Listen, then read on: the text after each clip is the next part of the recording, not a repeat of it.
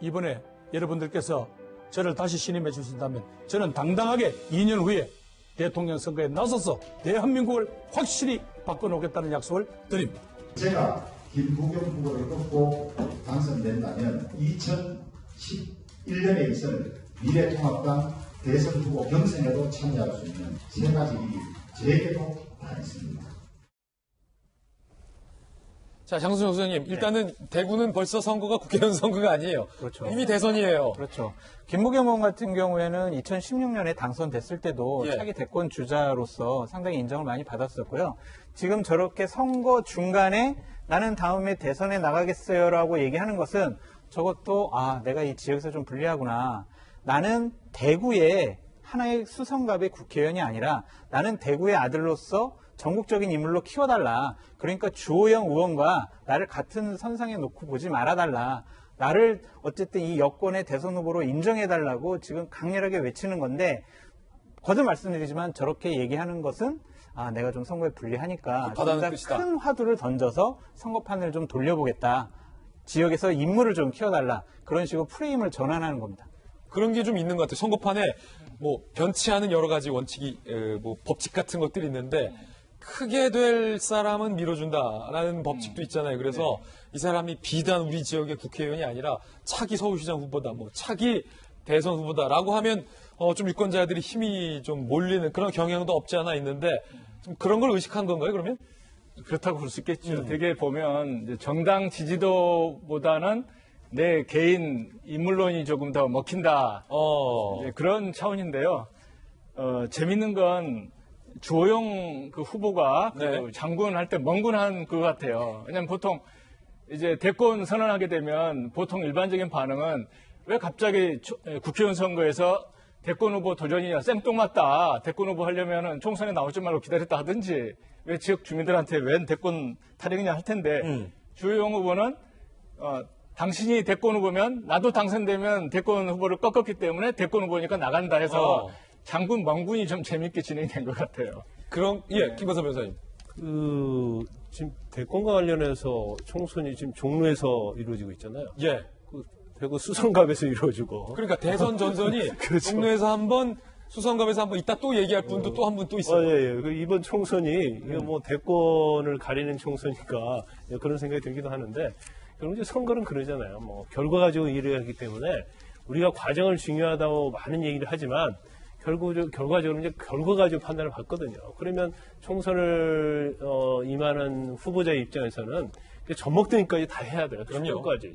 그러면 자기가 쓸 수 있는 카드, 있는 카드, 없는 카드 다 내놔야 하거든요. 그리고 결과적으로 이제 선거 얼마 남지 않았기 때문에 뭐 김부겸 의원의 저런 뭐 대권 도전과 관련된 것은 아마 선거에 긍정적이면 긍정적이지 부정적이진 않을 것이다. 단지 그것이 총선을 승리할 수 있을 정도로 어떠한 굉장히 대단한 영향을 미치냐 그 부분에 대해서는 뭐 결과를 지켜봐야지만 아주 큰 건 미치지 않을 거예요. 왜냐하면 이분이 갑자기 대권과 관련된 분이 아니기 때문에 그렇지만 본인의 입장에서 보면 결과에 있어서 굉장히 좋은 영향을 미친다고 생각하기 때문에 이 카드를 리네민 거라고 볼 수 있는 거죠. 이번 총선 결과 여러분들 궁금하시죠? 어느 당이 이길지 궁금하시죠? 수도권은 누가 더 많이 가져갈지 궁금하시죠? 위성 비례정당은 누가 이길지 궁금하시죠? 4월 15일 총선 당일 밤 8시 30분 김진희 진행하는 총선 개표방송 채널에 함께 하신다면 그 결과 누구보다 발빠르고 정확하고 재미있게 전달해 드리겠습니다. 라는 어떤 개인적인 또 광고 멘트 하나를 또 딱 시청자 여러분들에게 선사하면서 언제요? 8시 30분 4월 15일 김진희의 개표방송 함께 주십시오. 자, 총선은 채널A 개표도 채널A 그런가 하면 또 다른 분이 나도 그럼 대권 선언을 했습니다. 홍준표 전 대표 이야기 들어보시죠. 제가 국회의원 한 번 더 하기 위해서 대구 온 것은 아니다.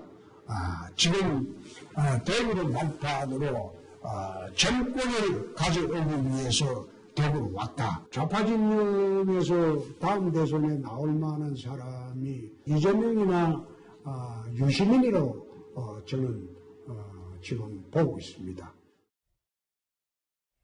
김영주 의원님, 여기도 또 이제 대권인데 나는 그냥 국회의원 한번 하려고 온 사람이 아니다. 딱 3대 골랐어요. 이재명이나 유시민이 딱 둘을 꼽았어요. 대구 수성구는 구 이름을 바꿔야 돼요. 대권구로. 대권구로. 다 대권이에요, 저 동네.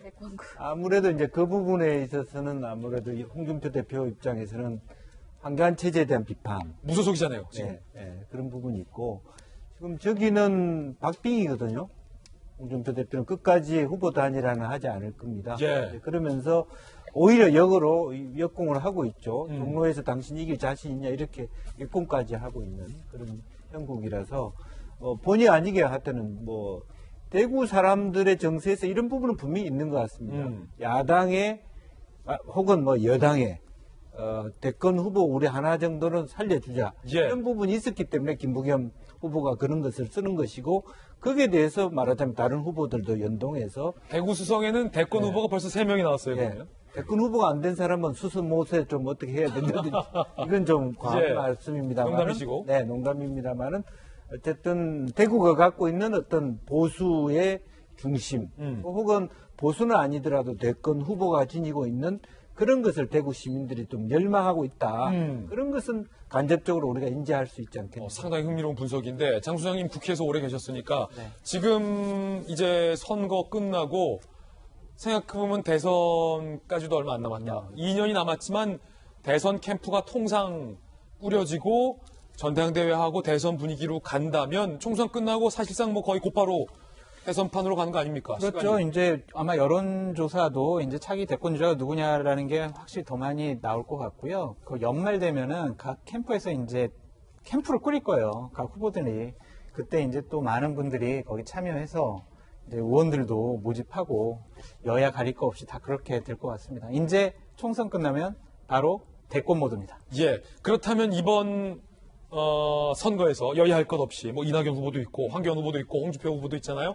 이번 국회의원 선거에 직접 출전한 대선 주자들이 누가 여야할 것 없이 고승도 의원님 누가 살아 돌아오느냐가 그 대선 관문에 들어갈 수 있느냐 없느냐의 첫 번째 게이트가 되겠군요. 관건이 되겠군요. 네, 재밌죠.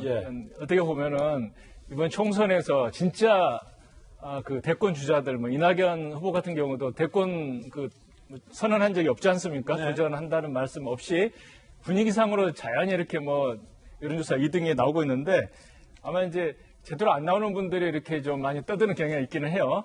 그렇지만 이번에 이제 당선되느냐 안 되느냐가 대권으로 가는 중간 발판에 굉장히 중요한 그 고비가 될 것 같습니다.